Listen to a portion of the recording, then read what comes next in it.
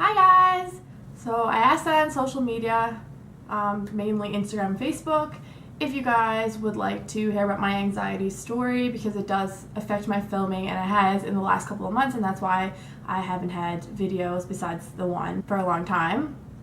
So I wanted to see what you guys thought, and I got a lot of great feedback, and I want to thank every one of you who commented or liked or let me know that you would want to see it, and gave me great feedback, and it was very nice. The support means a lot.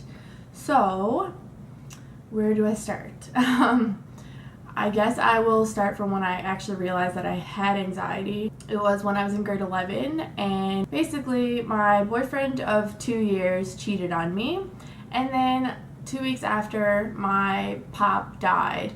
So that was two big, huge things in my life that really affected me emotionally, and that's when I kind of got so overwhelmed that I started having panic attacks, and I couldn't control my emotions, and I just didn't know what was happening with me, and I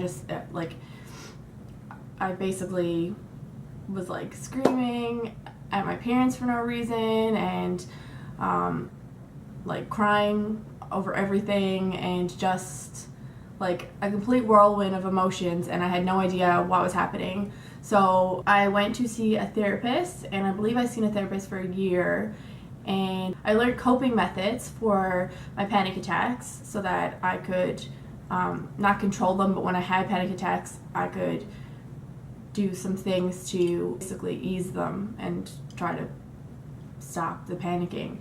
And I'm pretty sure most people are probably familiar with a panic attack, but if you're not, it's basically when you are so overwhelmed that your chest hurts, it all tightens up, you are hyperventilating, it's really hard to breathe, and it's just you can't control, you're just, for me anyways, I'm just hunched over and hyperventilating, and it's just it really, your chest is all tight and it almost feels like you're having a heart attack or something.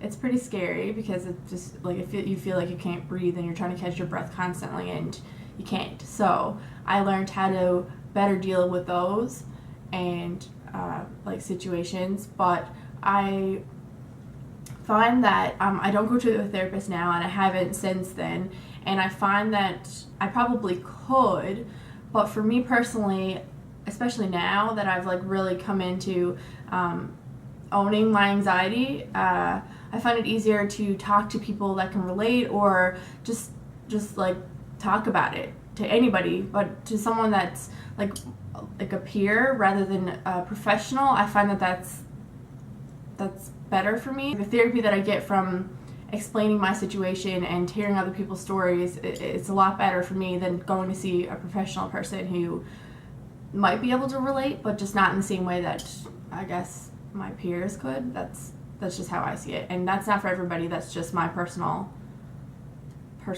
opinion, and that's what helps me. So once I kind of got that down pat, I wasn't maybe I was, but I don't recall being diagnosed per se with anxiety. So I didn't really kind of, like I said, own my anxiety until the last year or so, because I didn't realize that this was something that was going to continue for the rest of my life. So I was fine from grade 11 right up until last year, and well, I'm saying fine, but I still had anxiety, but I wasn't having panic attacks, and I wasn't getting overwhelmed with my anxiety. So I didn't realize that the things that were happening were part of having anxiety. So last year, as you guys might know, I moved from Canada to Texas. It was the first time I moved out from my parents. It's the first time out on my own. It's the first time I moved in with a boyfriend, and obviously I was moving to a different country, so there was a lot of different things that we had to kind of do, and obviously those were a lot of huge changes. So probably 6 months leading up to us moving, I just kept getting more overwhelmed, and then started having panic attacks again, and started not being able to control my emotions, and kind of lashing out at people and stuff. So when I talked to some other people about it, they could really relate to me, and they had gone through similar situations and could give me advice. So that really, really helped me. And on that advice, I decided to go talk to my doctor, and my doctor prescribed me medication, which definitely eases my anxiety, and also gave me Ativan to help with my panic attacks.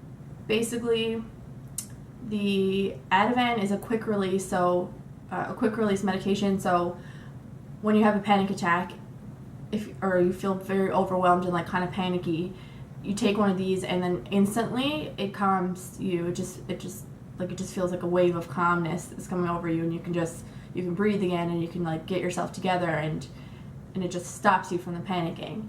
So that's just something that I use, which I haven't hardly ever used them at all. It's something that's like very last resort for me. I never ever wanted to go the medication route, but talking to other people and then talking to my doctor, I realized that I have anxiety. She told me that this is something that every time that I have kind of like an overwhelming or huge change in my life, I will, it'll come on very strong. And like, she basically put it down and said, like, you have anxiety. This is something that you're going to live with for the rest of your life. And that's the first person that I can recall that has said to me, like, this is something that you have to live with. Like, that's what you have. The medication that I take daily, it eases my anxiety, but I still have anxiety. It just makes me care less about like things that are not even important on the scale of anything. Like, they're just basically, when you have anxiety, sorry that I'm kind of all over the place here. I've been thinking about this for a while, and I don't really know like where to go with it, so I'm just kind of like spitting out everything at one time. So sorry if it's a little bit confusing. When you have anxiety, basically you worry about everything. You overthink everything, like minuscule things that you shouldn't worry about so much or at all. Like, it's constantly like nagging you. And so the medication that I take daily just helps ease that, so it's not so strong. Like, I'm not worrying about every little thing. And like, I still worry. I mean, I still get anxious. It doesn't take away my anxiety. And I'm not like, I still have emotions. I'm not like, the medication isn't like numbing me so that I don't feel anything, or that I don't have anxiety at all. It just eases it. It just basically, as a friend told me, it just makes you give a shit less. Basically, that's the best way to put it. Like, you don't care about everyday minuscule things that you shouldn't be worrying about. So once my doctor, like, I guess, diagnosed me with anxiety, like, I kind of embraced it, because everything kind of came together and made sense. Everything that I was like, the emotions that I would have that were unexplained, like overthinking everything and worrying about everything, and not being able to control my emotions sometimes, and getting overwhelmed and everything, it all kind of just came together and hit me and made sense that, yeah, I have anxiety. And the best thing that you can do is own it. And the second best thing you can do is talk about it to people. There's like, it's not something that you should hide. Mental health issues have such a bad stigma, and it's not good, because people think that they need to like hide in their houses.